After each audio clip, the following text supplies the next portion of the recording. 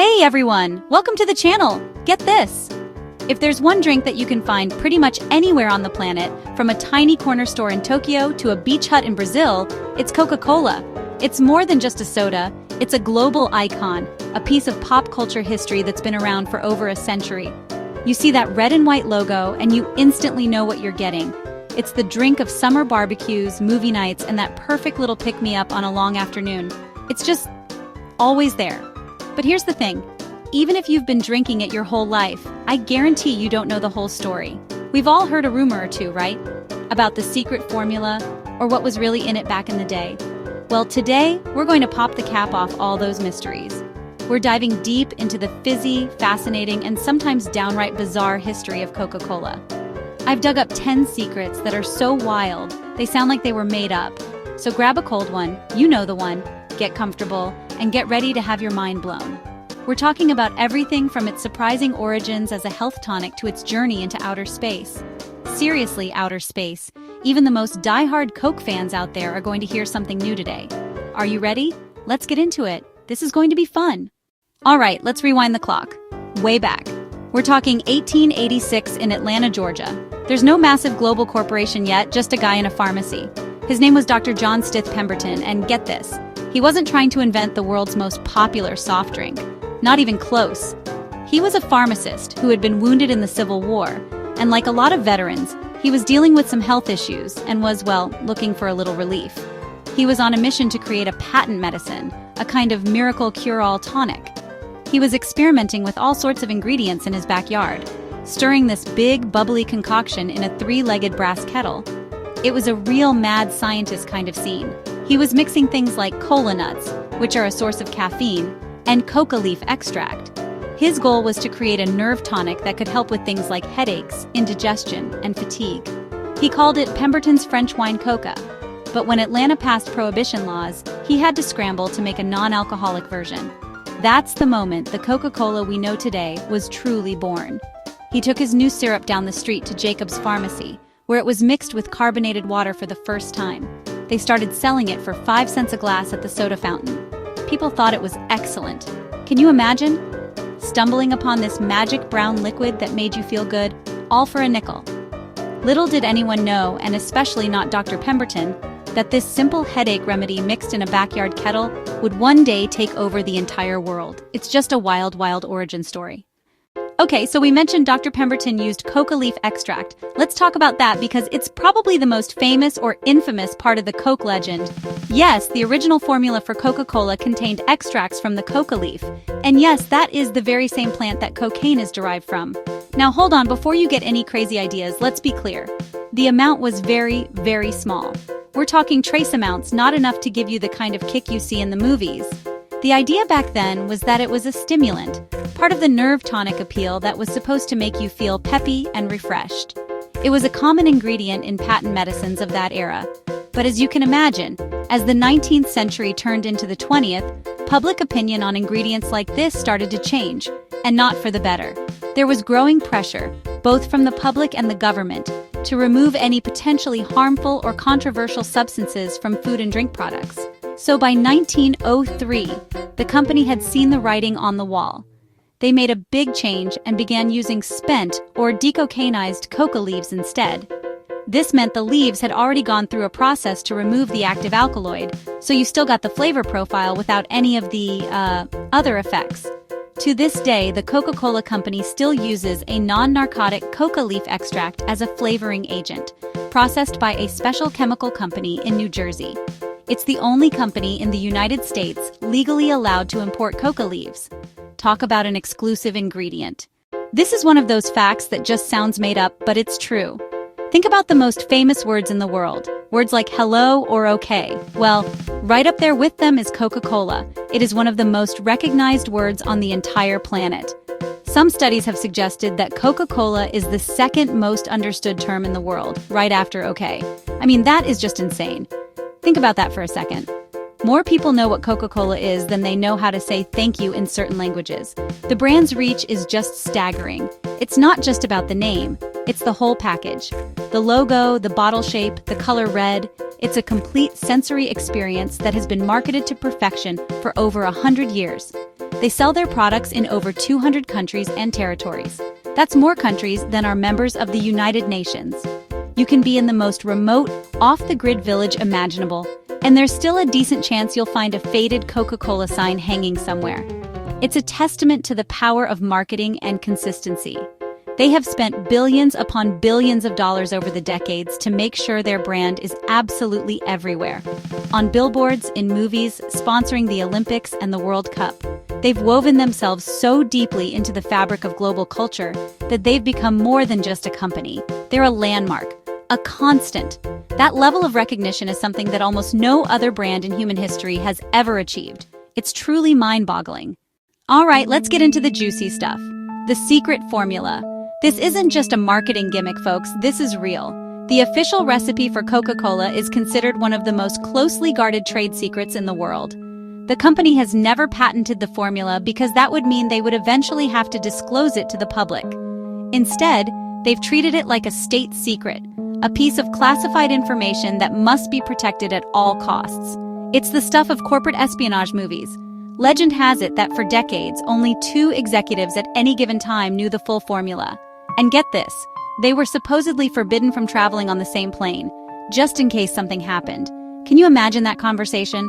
Sorry, honey, I can't fly with you to the conference. It's not you, it's the 7X flavoring formula. The written recipe itself was kept in a bank vault at SunTrust Bank in Atlanta for 86 years, from 1925 until 2011. It's like the Declaration of Independence for soda. In 2011, the company decided to move the legendary handwritten recipe to its own high-tech, super secure vault at the World of Coca-Cola Museum in Atlanta. Now you can actually go see the vault, but that's as close as you'll get. It sits there, behind layers of steel and security, teasing everyone who walks by. The secrecy has created this incredible mystique and endless speculation about what's actually in there. Is it lavender? Is it nutmeg? Is it unicorn tears?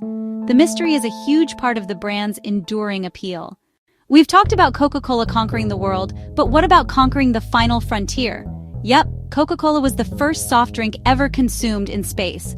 This is not a joke. This actually happened. In the 1980s, the cola wars between Coke and Pepsi were at their absolute peak. They were fighting for dominance everywhere, on every TV channel, on every store shelf, and apparently in every galaxy. So naturally, the next logical step was to take the battle to low Earth orbit. The engineers at Coca-Cola spent a ton of money. We're talking hundreds of thousands of dollars, developing a special space can. You can't just pop open a regular can in zero gravity. You'd have a fizzy, sticky disaster on your hands. So they designed this high-tech contraption with a special valve and a pressurized bladder inside to push the soda out. It was basically the most advanced soda can ever created. They were ready for liftoff. On July 12, 1985, aboard the Space Shuttle Challenger, astronauts tested the Coca-Cola space can. And because Coke couldn't have all the fun, Pepsi had developed their own can, which was also on board. The astronauts became the first cosmic taste testers. Apparently, the verdict was that soda tastes a little different in space, and carbonation is a weird sensation without gravity. But it didn't matter. Coca-Cola had made history. They could now say their drink was quite literally out of this world. When you think of the Coca-Cola Company, you obviously think of, well, Coke. Maybe Diet Coke, Coke Zero, Sprite if you're feeling adventurous.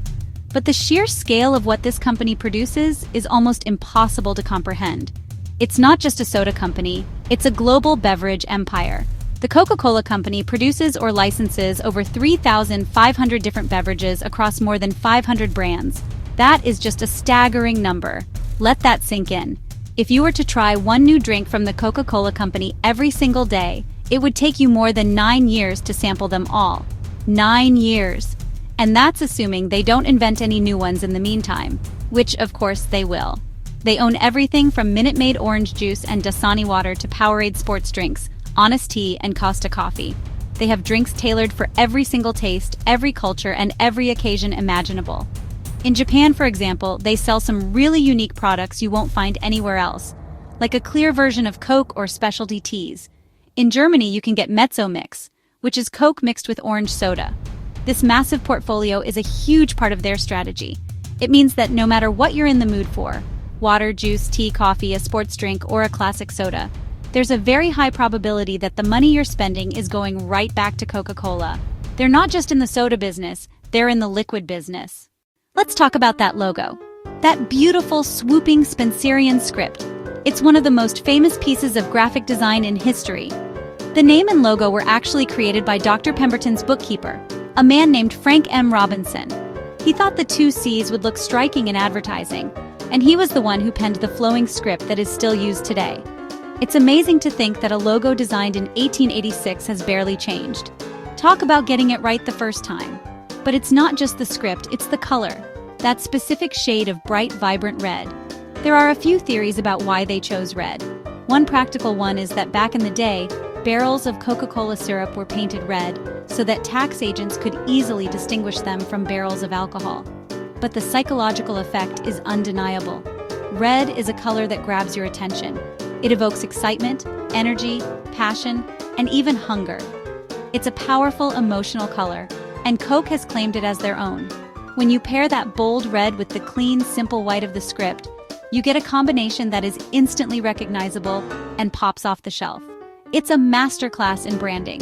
They have been so consistent with it for over a century that our brains are now hardwired to associate that red and white with the feeling of refreshment and happiness that Coke's advertising promises.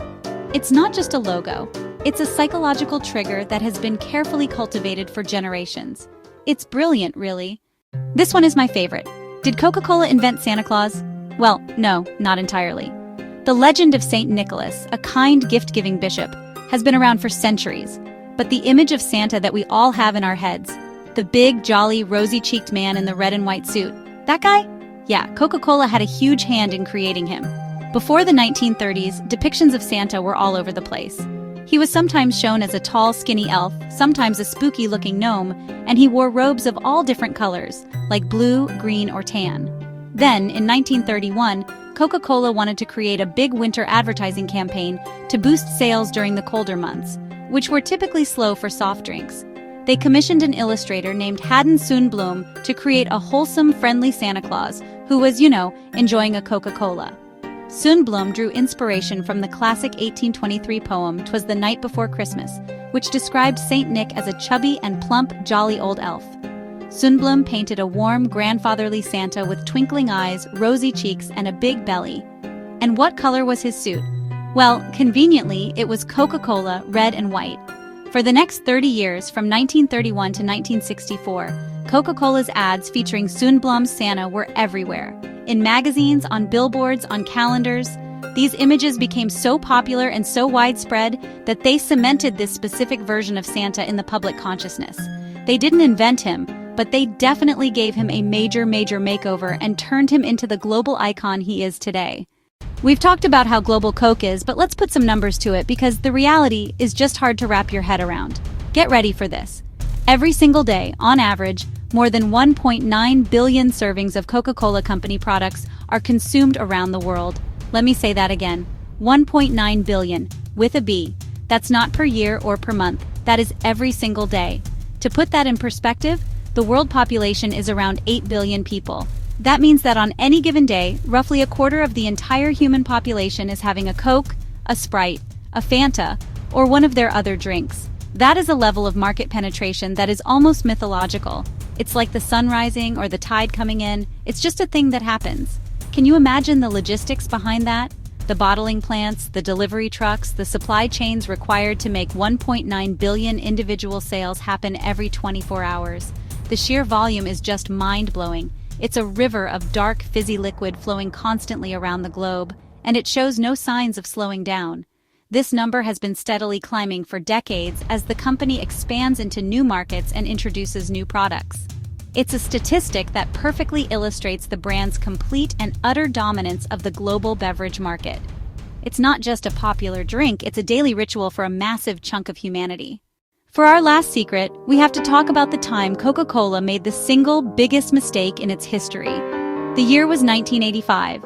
After nearly 100 years of success with the same beloved formula, the company did the unthinkable. They decided to change it. They were feeling the heat from the Pepsi challenge and losing market share, so in a moment of panic, they launched New Coke, a sweeter, smoother formula that had actually beaten both original Coke and Pepsi in blind taste tests. The company went all in. They stopped production of the original formula and launched a massive marketing campaign to introduce new Coke to the world.